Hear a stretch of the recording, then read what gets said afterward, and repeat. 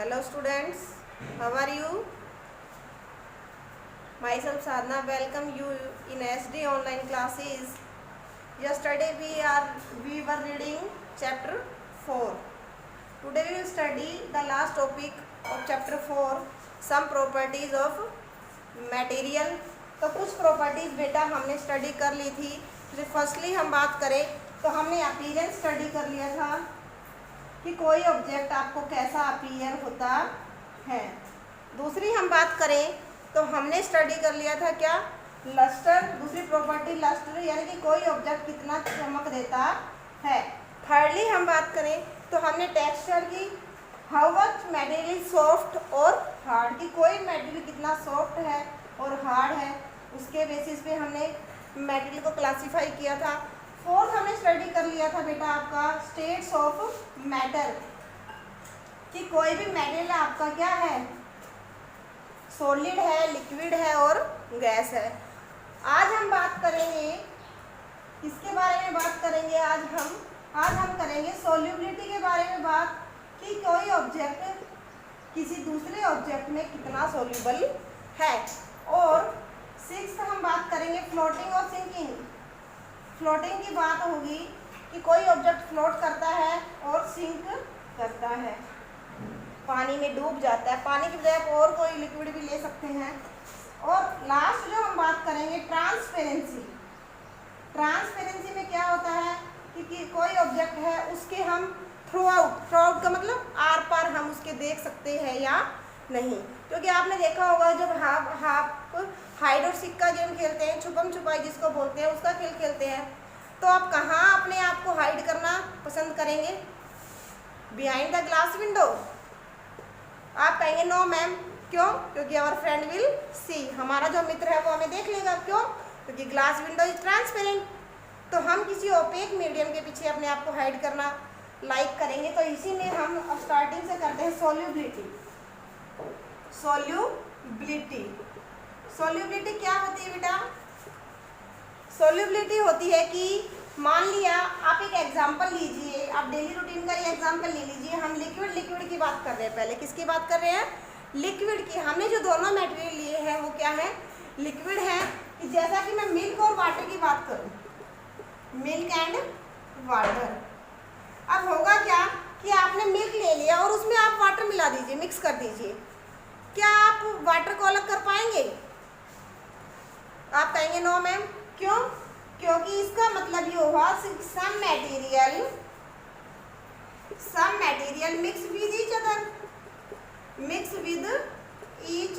Other, कि कुछ material क्या होते हैं, एक दूसरे में मिक्स हो जाते हैं, तो उसे हम कहेंगे मिक्सिबल. क्या कहेंगे, मिक्सिबल मटेरियल. और दूसरी बात करें, मैं आपको कहूँ कि आप ऑयल और वाटर का एग्जांपल लीजिए. किसका, ऑयल एंड वाटर का. तो आप क्या देखेंगे, ऑयल और वाटर जब आपने लिया, ऑयल और वाटर को आपने मिक्स कर दिया, तो आपको क्या नजर आएगा कि ऑयल की एक लेयर बन जाती है. तो आपको ऑयल अलग दिखाई देने लगता है. इसका मतलब ऑयल और वाटर आर नॉट मिक्सिबल, यानी कि नॉट मिक्सिबल का मतलब है इममिक्सिबल. क्या है, इममिक्सिबल. बेटा अब आप कहोगे मैम आपने तो लिक्विड की बात की, आप सॉलिड की भी बात कर सकते हैं. कैसे, आप सैंड और वाटर लीजिए. आप देखेंगे जो सैंड और वाटर को आपने मिक्स किया तो sand will remaining at the bottom. जो सेल है, जो सैंड है वो आपकी कहाँ रह जाएगी, मिट्टी में. और पानी कहाँ होगा, ऊपर होगा.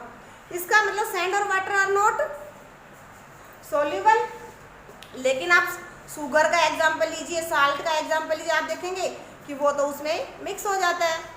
तो on the basis of solubility we classify the material. Thirdly हम बात करें तो हम गैसेस स्टेट की बात करेंगे. आप देखते हो बेटा कि कार्बन डाइऑक्साइड गैस है, कार्बन डाइऑक्साइड है. दूसरी हम बात करें कि ऑक्सीजन है. आप ऑक्सीजन कहेंगे मैम कि ऑक्सीजन कहाँ डिजोल्व है, अब वाटर में डिजोल्व ऑक्सीजन है, उसमें एक्वेटिक प्लांट्स और एनिमल्स है. एक्वेटिक का मतलब जो आपके वाटर में रहते हैं, जैसे आपकी फिश हो गई, फिश रहती है तो फिश क्या करती है, जो पानी में डिजोल्व ऑक्सीजन है, घुली हुई ऑक्सीजन है, उसको अपने पानी को कहाँ ले जाएगी, अपने माउथ के अंदर। अब माउथ के अंदर उसके क्या है, गिल्स आर प्रेजेंट। अब वो गिल्स क्या करेंगे, उस पानी से धुल जाएंगे और गिल्स क्या करेंगे, जो डिजोल्व ऑक्सीजन है वाटर में उसको ऑब्जर्व कर लेंगे और दैट्स वाई दे ब्रेथ, और इस प्रकार से वो सांस लेती है। लेकिन हम अगर नाइट्रोजन की बात करें तो बेटा नाइट्रोजन जो है, जो हमारे एटमॉस्फेयर में सबसे अमाउंट में जो ज़्यादा गैस प्रेजेंट है वो नाइट्रोजन है, 78% है। तो ये जो है ये हमारी डिजोल्व नहीं होती वाटर में। तो ये एग्जांपल हो गया कि gas is not dissolve in water. तो on the basis of solubility we can classify the object. कैसे करेंगे, मैं आपको एग्जांपल दूंगी तो आप बता दो कि मैम ये होता है और ये नहीं होता।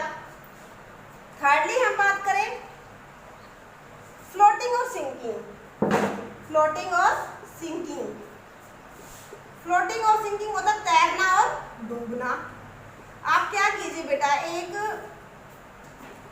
आयरन नेल लीजिए, take an iron nail, take an iron nail, कि आप आयरन नेल लीजिए और आयरन नेल में क्या करेंगे, और कुछ आप क्या लीजिए, वाटर लीजिए। वाटर लेंगे तो एंड वाटर, तो क्या होगा, आयरन नेल विल सिंक। आपका आंसर होगा मैम आयरन नेल सिंक हो जाती है। और आप क्या कीजिए, इक्वल वॉल्यूम वुड लीजिए। आप इक्वल वॉल्यूम वुड का लेंगे और उसको वाटर में मिक्स कीजिए, तो बेटा आपका आंसर क्या होगा, वुड विल फ्लोट। ये दो ऑब्जर्वेशन होंगी आपकी, वुड विल फ्लोट। ये दोनों ऑब्जर्वेशन में क्या डिफरेंस करना आप सीखेंगे बताइए। आप कहेंगे हमने आयरन नेल ली और वो छोटी सी थी और वो पानी में सिंक हो गई, और हमने लकड़ी है जो वुड है वो हमने अगर बड़ा पीस भी ले लिया लेकिन उसका वॉल्यूम इक्वल है आयरन के, तो वो फ्लोट कर रही है। इसको हम बेटा डिफाइन करेंगे डेंसिटी की टर्म में कि how much object is dense और लाइट, कि कोई ऑब्जेक्ट कितना भारी और कितना हल्का है। तो आयरन नेल है उसकी डेंसिटी ज़्यादा है और वुड की डेंसिटी कम है। आप कहेंगे मैम हम एल्यूमिनियम का ले ले तो आयरन की जगह, you can take, but density of aluminium is small in comparison to iron, कि डेंसिटी जो आपकी एल्यूमिनियम की है वो कम है इन कंपैरिजन टू आयरन। तो डेंसिटी क्या होती है बेटा, amount of substance in given volume of liquid, कि वॉल्यूम कितने वॉल्यूम में हमने कितना मास, कितना हैवी टुकड़ा डाला है। तो इसकी हो जाएगी किलोग्राम मीटर पर cube, kilogram is the unit of mass and metre is the unit of किसी की डायमेंशन। तो वॉल्यूम में हमारी 3 डायमेंशन होती है, तो हमने इसकी पावर कर दी मीटर क्यूब। तो डेंसिटी की जो यूनिट हो जाएगी बेटा वो हो जाएगी किलोग्राम मीटर क्यूब। क्लियर हुआ। तो on the basis of density we can classify the object, which object will float on the surface of water और which object will sink on the surface of water. Clear हुआ। अब last में हम बात कर लेते हैं लास्ट प्रॉपर्टी की, ट्रांसपेरेंसी। जैसा कि मैंने स्टार्टिंग में आपको एक्सप्लेन किया था कि आप ट्रांसपेरेंसी क्या होती है, कि आप जब भी कोई गेम खेलते हो तो आप अपने आप को कहाँ हाइड करोगे, कहाँ छुपाओगे। तो योर आंसर विल बी कि we will hide ourselves behind the opaque object, कि हम ऐसे ऑब्जेक्ट के पीछे अपने आप को छुपाएंगे जहाँ हमें कोई देख नहीं सकता। जैसे ये डोर भी हो सकता है, डोर वुड का हो सकता है।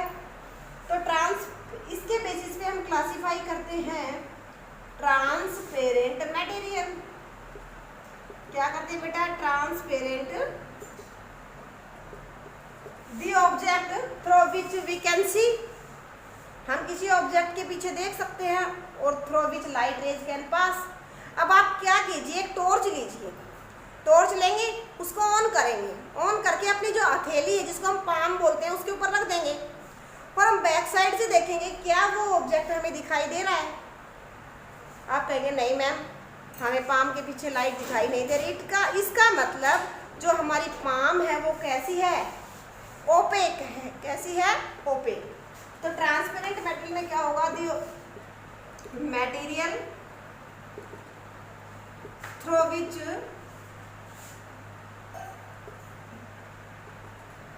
Light rays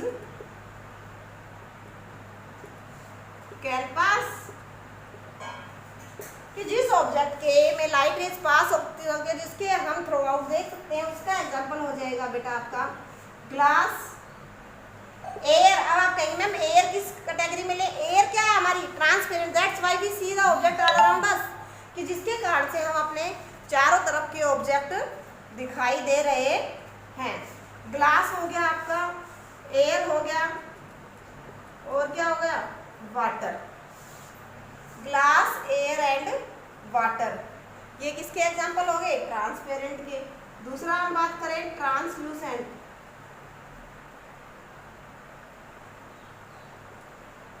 the object through which light rays pass partially, light rays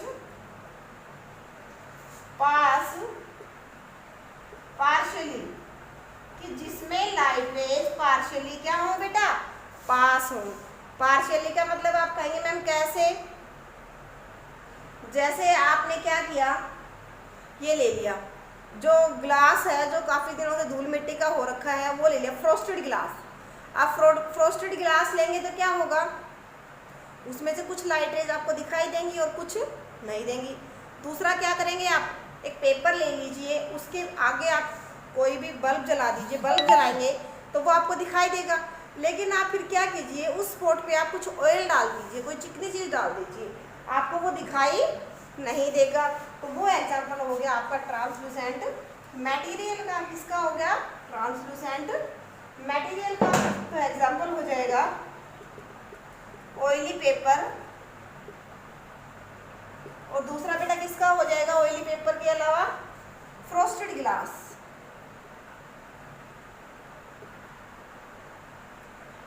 clear हुआ।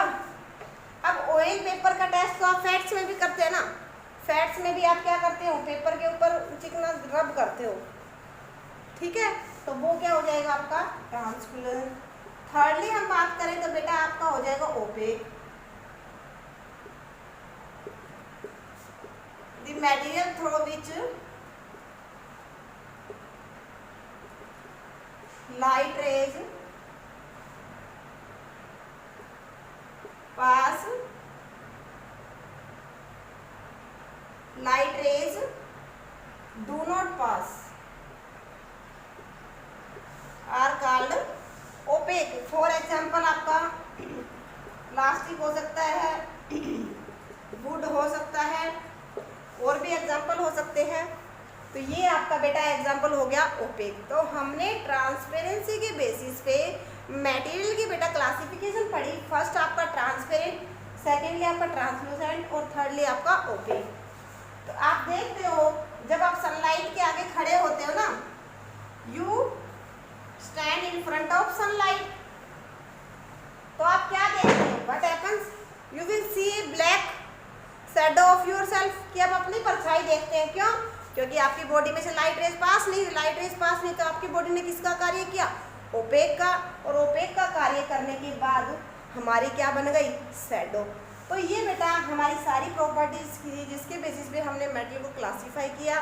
तो ये हमारा चैप्टर फिनिश हो गया है, हमने इसकी रीडिंग सारी कर ली। और आज हम इसके, आप क्या करो, आपको जितना आता है उतने आप क्वेश्चन आंसर फिल करते रहो। बाद में आपको क्वेश्चन आंसर आज भेज दूंगी मैं कुछ पार्ट्स के, तो कुछ क्वेश्चन आंसर भी आपको भेज दिए जाएंगे। तो आपका जो होमवर्क होगा बेटा वो क्या होगा, fill workbook and learn objective type question.